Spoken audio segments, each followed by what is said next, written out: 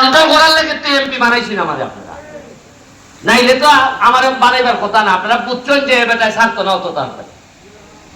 আমি বুঝি না ঘাট বিড়ালি খুনেন দিয়া ঘুরায় মামার তো চৌক বসে উনকা ফুকুরো নেমিয়া। আমি তো দেখা বই ওই চার ভাই ঘাট বিড়ালি খুনানো ঘুরায় দেখেন। আপনি ইদানিং দেখলেন আমার দাঁড়িয়ে ঘাট বিড়ালি নাই, খেরে নাই।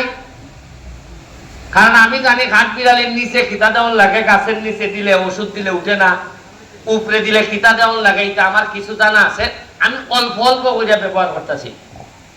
আর বেশি দিন না, বছর দুই এক দেখবা আপনি তুগাইয়ান তুই বা ঘাট বিড়ালি নিচের লাইন উঁচার লাইন যে লাইন, এই লাইনের সাথে যেহেতু আইনে নাই তারারে মারা। এটা আমি বন কর্মকর্তা যারা আছেন, কৃষি কর্মকর্তা যারা আছেন, তাদের সাথে বসে, খালি তো আমরা কাঠ বিড়ালির সমস্যা না, আমরা বানরেরও সমস্যা। বানরের সংখ্যা বাইরে এমন বাড়ছে, এখন এরার খানি নাই, এরা আইতেছে মানুষের বাড়ির দ্বারও।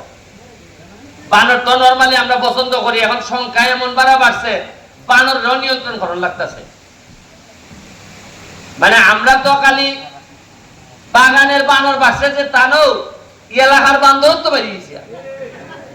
এটা এই বান্দর না, কিন্তু এই বান্দর না, আমি কোন বান্দর বুঝাইতেছি।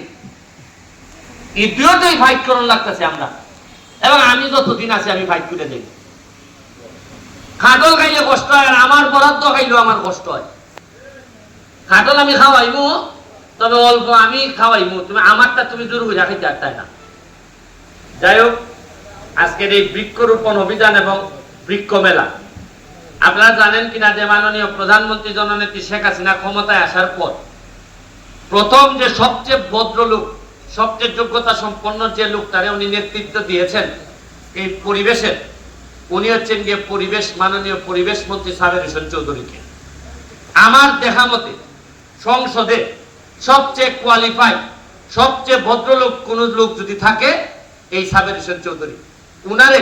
উনি আমাদের নিজে বলছেন যে তুমি যে গাছ লাগাইতেছো, আম গাছ, এই প্রজেক্টটা তুমি আমাদের দাও।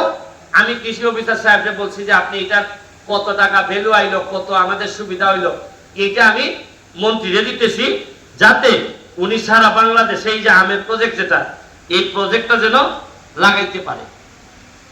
একজন ভালো মন্ত্রী পাইলে হয় কি, কাজ অনেক আগাই যায়। এর মধ্যে আবার